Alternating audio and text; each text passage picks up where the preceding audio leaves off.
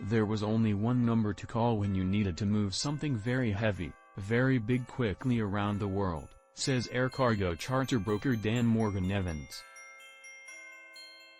Ukraine's Antonov Airlines calling card was the AN-225, the largest plane in the world, which could carry nearly the same weight of cargo as two Boeing 747s.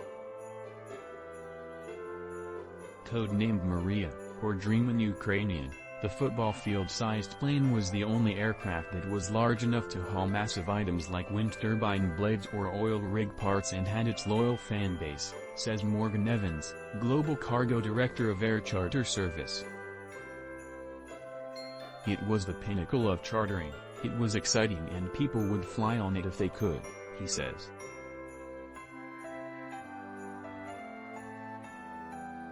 Every time it landed there would be dozens, if not hundreds of people on the airport perimeter taking photos. That dream ended abruptly when the AN-225 was destroyed in the Russian attack on its home airport outside Kyiv, Ukraine, last week. Airlines are now also waking up to the impact of sanctions that lock Russian planes out of Europe and North America and bar American and European carriers from flying the shortest route from Europe to Asia. This has disrupted a bustling trail over Siberia for planes hauling the electronics, pharmaceuticals and clothes churned out from factories in China to Europe. The pandemic caused real difficulty with the supply chain and we assumed things would get better this year for air freight, but this has due.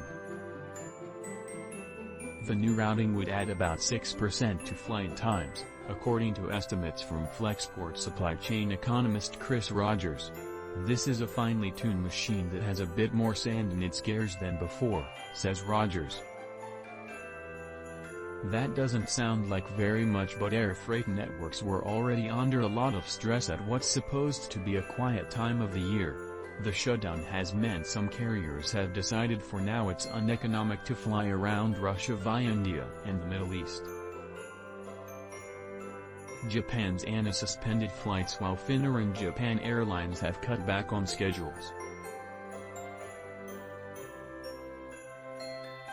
While Russian cargo fleets like Airbridgecargo, and its parent Volga-Dnepr Group, are effectively unable to fly some of the world's busiest airports.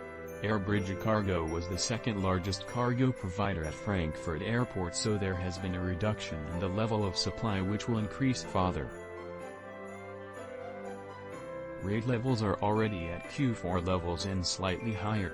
Cargo space on airplanes was already a scarce commodity because passenger flights, which ship around half the world's air freight, still have not recovered to pre-pandemic levels, and some key routes, particularly into China and Japan, where